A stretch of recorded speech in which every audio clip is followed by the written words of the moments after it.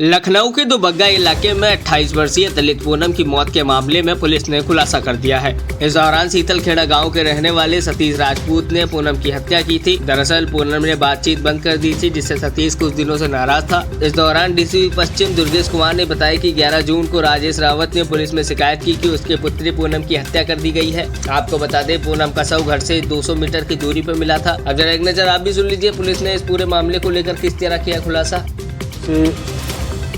जब साक्ष्य इकट्ठा किया गया तो प्रारंभ में जो अभियोग पंजीकृत कराया गया था वादी द्वारा, उसमें शक के आधार पर पूर्व विवाद दोनों लोगों में था। अपने पड़ोसी सुबेश को और उनके परिवारजनों को नामजद किया था। तो घटना से ये प्रकाश में आया, उनकी सुबेश और अन्य जो नामजद लोग हैं उनकी इस घटना में कोई संलिप्तता नहीं है, बल्कि घटना स्थल पर कुछ वर्षों से मृतका इससे बात कम कर रही थी। शक के आधार पर रात में अक्सर छुप के वो देखा करता था कि कहीं जा तो नहीं रही है।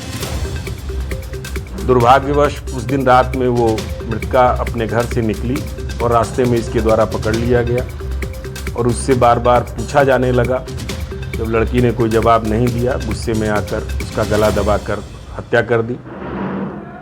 और शव को इस पर्पज़ से पूछने पर इसने बताया कि शव जहां उसने हत्या की थी बहुत मुश्किल से देखा जाता। शव को अपने कंधे पर उठाकर लगभग 200 मीटर दूर मृतका का रिश्तेदार था उसके घर के बगल में और सड़क के बीच में डाल दिया।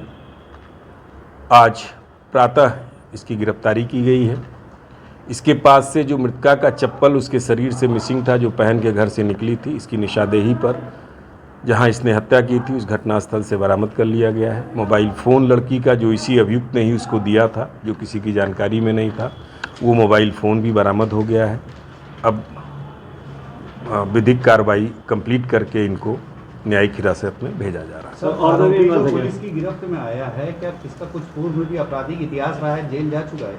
नहीं, इसका कोई भी आपराधिक इतिहास नहीं है और इसके द्वारा जो बताया गया और साक्ष्य जो संकलित किए गए हैं वो भी जो इशारा कर रहे हैं, इसकी अकेले का ये हत्या में अकेले इसने किया है, अन्य किसी की संलिप्तता नहीं पाई जा रही है। निशान थे काफी और बताया जा रहा था कि गला रेत की हत्या करी गई, तो ऐसा क्या कारण था कि अब वो, लेकिन जो विवेचना से तथ्य आए और जो अभियुक्त से पूछताछ में सारे तथ्य आए, उससे पोस्टमार्टम रिपोर्ट से जो तथ्य आए, लड़की का गला दबाकर हत्या की गई है। सर, इसका जो प्रेम प्रकरण चल रहा था, क्या इसके बारे में उनके परिजनों को जानकारी थी और क्या पूर्व में भी ये पहले युवती से कोई झगड़ा या किसी तरह की कोई बात हो चुकी है? अब देखिए, ये तो निहायत व्यक्तिगत प्रश्न हो जाएगा, उनके परिजनों को जानकारी थी या नहीं थी, इस पे जवाब देना उचित नहीं है। तो क्या सर, इससे पहले क्या कोई विवाद हुआ था या झगड़ा हुआ था इसका युवती से?